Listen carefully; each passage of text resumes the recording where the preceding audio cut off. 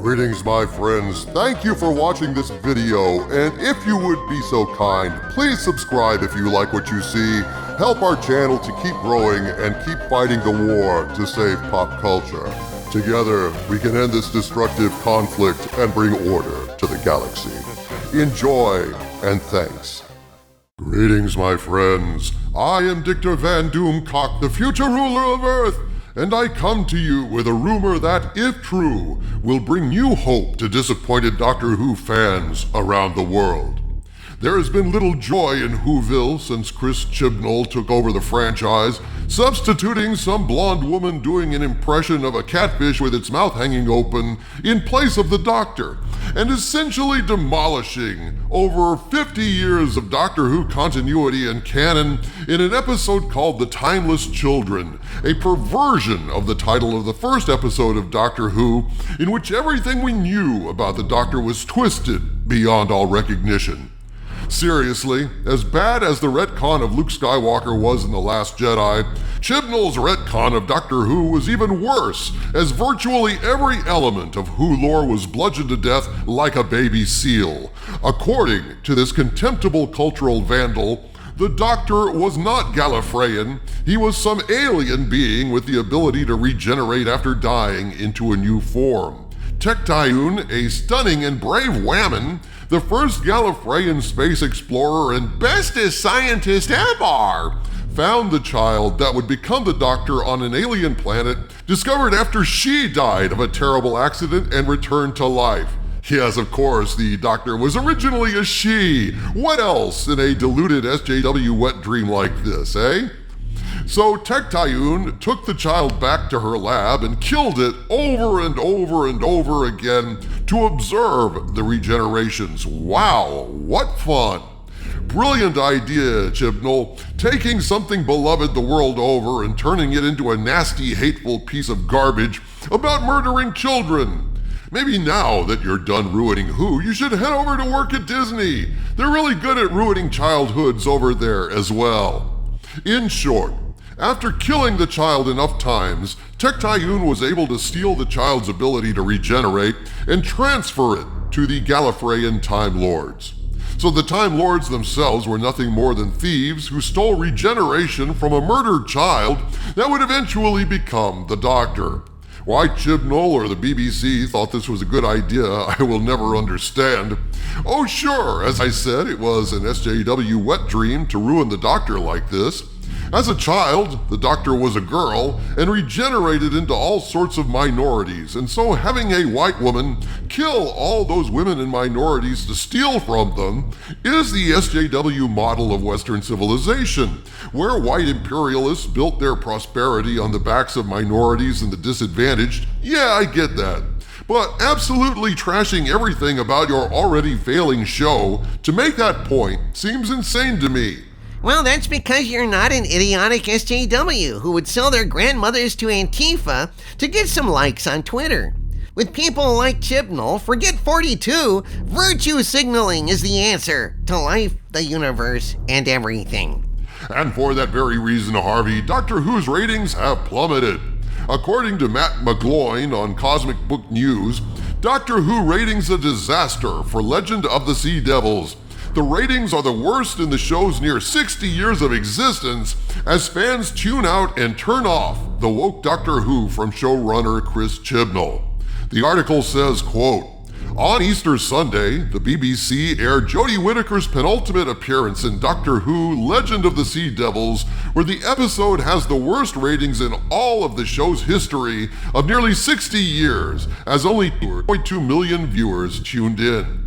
That number is worse than the series' 13 low and last episode of 3.21 million viewers, with 2 additional episodes in the season also sporting lows. So that means around 30% of those viewers that still remain didn't bother to watch the Easter special, which equates to nearly 1 million viewers. This season also saw a drop of 2.23 million viewers from the first episode to Sunday's episode, more than a 50% drop, unquote." So, are you telling me there's hope, Doomcock? That with the ratings drop and Davies returning, there's truly hope for Who? Harvey, Honestly, if it wasn't for this source, who has been right virtually every single time, I would never believe this. I've been skeptical ever since I heard that Russell T. Davies was coming back to take over Doctor Who. Sure, Davies is a great writer and is more than capable of fixing everything that pathetic piece of shit Chinballs wrote.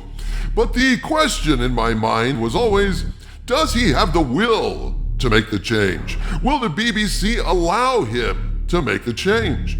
Now, reportedly, the BBC turned over creative control of Doctor Who to Bad Wolf, which was one bit of good news, yes. But even then, I was doubtful that anything would be done to fix Doctor Who, and make no mistake, without retconning the Timeless Children out of canon, there is no way forward for this show. I cannot continue watching a show about a character with that horrible origin. I will not watch any Doctor Who if the BBC allows the cultural vandalism of Chibnall to stand. It doesn't matter if Russell T. Davies writes some of the greatest Doctor Who scripts of all time. Forget it.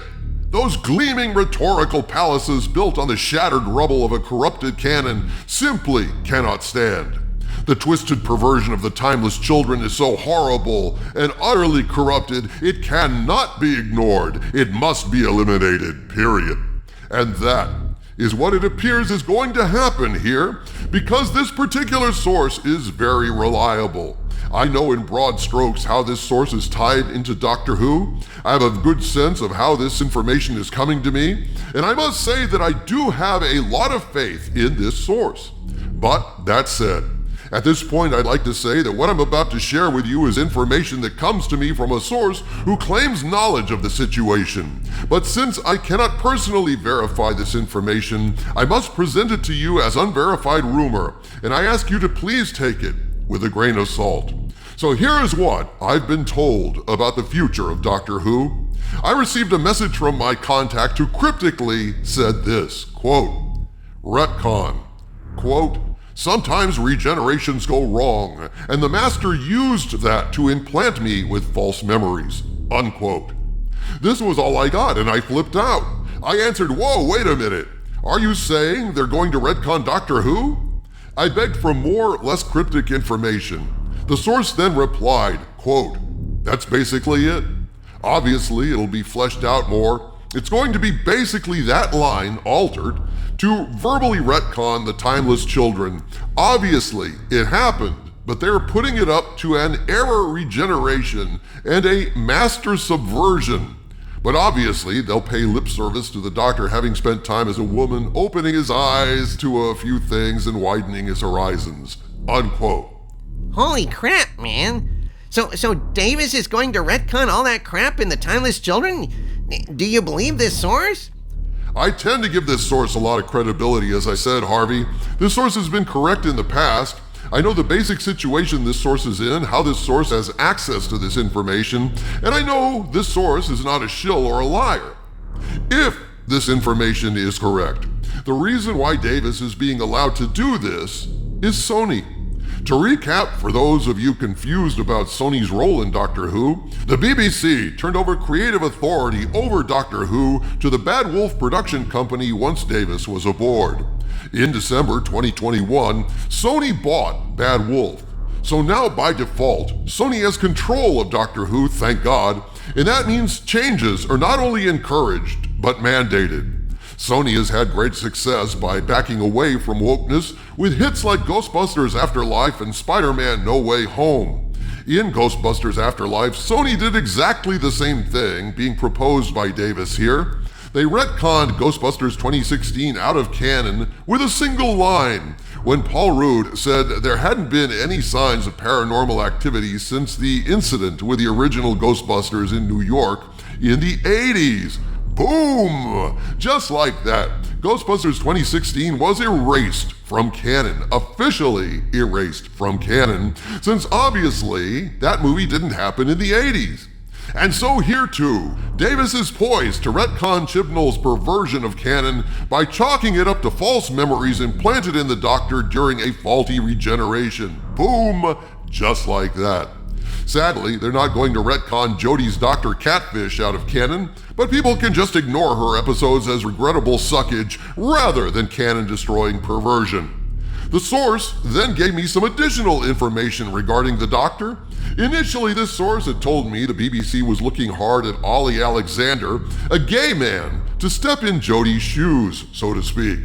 This after Tilda Swinton turned them down flat, Adrian Lester was rejected because China wouldn't go for a black doctor, and an unnamed actress on EastEnders was rejected for wanting too much money. So it was looking like Ollie Alexander was all set to play a gay doctor, but now all of that has gone up in smoke, according to this source, who says, quote, "The reveal of the new doctor will be sooner than expected. I'll probably know a night or two before the mainstream media, but apparently the gay actor did test screenings and Sony didn't like him. They wanted someone with gravitas," unquote. Wow. So once again, Sony to the rescue? I like the way they're thinking, Harvey. Sony is coming in, kicking ass and taking names. There may yet be another regeneration up the sleeve of the Doctor Who franchise after all. From the center of the earth, this is Dictor Van Doomcock bidding you all, my friends, stay angry.